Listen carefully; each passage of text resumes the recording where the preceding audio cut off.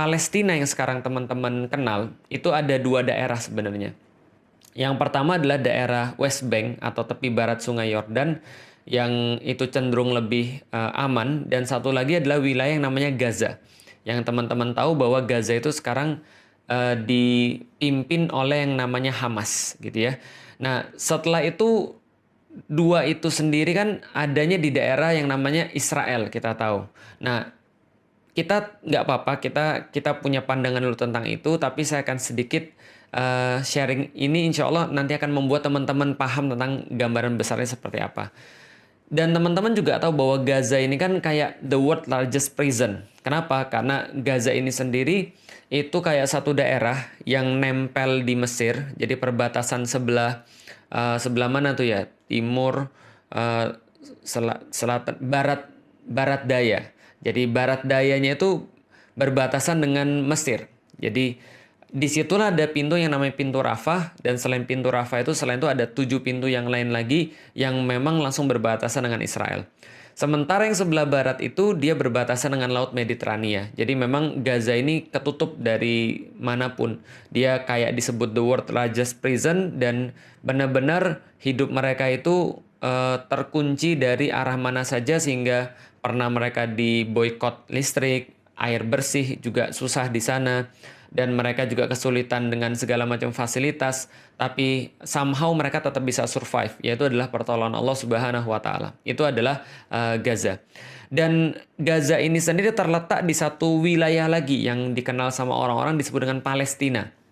Jadi Palestina ini apa nanti juga akan kita jelasin. Dan di situ ada satu kota yang sangat penting bagi tiga agama yang disebut dengan bahasa internasional sebagai Yerusalem. Kalau orang-orang Muslim mungkin lebih mengenalnya dengan nama Al-Quds gitu ya. Jadi Al-Quds, atau orang-orang yang di internasional menyebut Yerusalem. Daerah ini semuanya, ini adalah daerah memang daerah suci terhadap tiga agama. Pertama, agama Yahudi, mereka menganggapnya ini adalah agama yang suci. Karena kenapa? Karena ini yang disebut dengan tanah terjanji bagi mereka, yang mereka ambil daripada kitab-kitab suci mereka. Jadi ini adalah tanah terjanji yang dijanjikan oleh Tuhan kepada orang-orang Yahudi atau Bani Israel.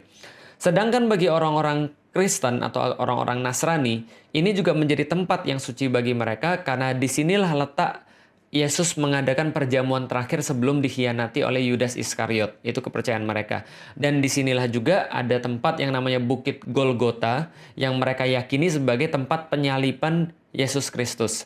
Walaupun tentu orang Muslim keyakinannya berbeda. Tapi ya kita cuma cerita kenapa sih tempat ini jadi sebuah tempat yang disucikan oleh tiga agama.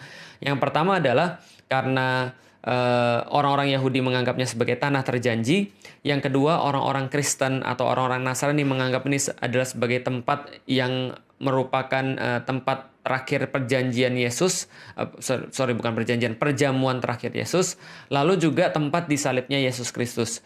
Sedangkan bagi orang Muslim, kita sudah tahu bahwa tempat ini menjadi kiblat pertama kaum Muslim, yaitu adalah Masjidil Aqsa itu sendiri. Maka di dalam Al-Quran Allah mengabadikan semuanya ini, betapa penting kaum Muslim ini terhadap daerah yang kita sebut tadi, dengan sebuah ayat yang disampaikan oleh Allah dalam surat Al-Isra. Subhanalladzi asra bi abdihi lailam minal masjidil haram ilal masjidil aqsal ladzi barakna haulahu.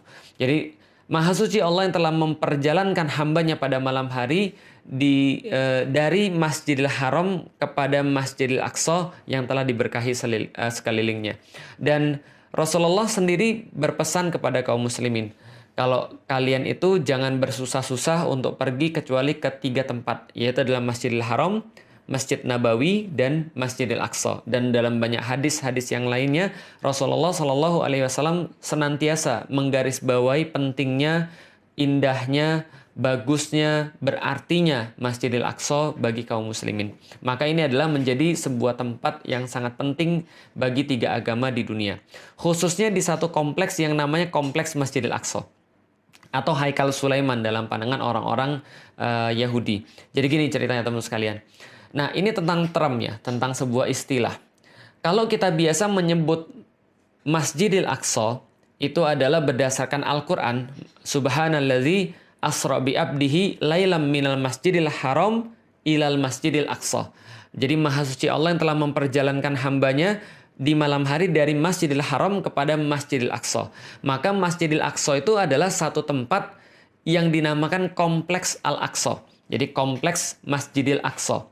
Kenapa dikatakan kompleks? Karena memang pada saat itu bentuknya bukan kayak sekarang. Jadi bentuknya cuma sebidang tanah, dan sebidang tanah itu disebut dengan Masjidil Aqsa. Dan memang ya salahnya orang Indonesia adalah karena mereka tuh kalau bicara tentang masjid itu harus kayak ada bangunannya, harus ada kubahnya, harus ada bintang dan bulannya. Enggak sih sebenarnya. Ciri-ciri masjid atau syarat-syarat masjid itu sebenarnya cuma 3. Pertama adalah dia punya tempat, jadi satu tempat tertentu. Yang kedua adalah dia punya batas, gitu ya. Jadi batas-batas yang dikatakan masjid, sehingga kalau orang berada di dalamnya berarti berlakulah hukum-hukum masjid. Yang ketiga adalah dia punya kiblat, itu aja sih. Maka sebidang tanah itulah yang disebut dengan Masjidil Aqsa.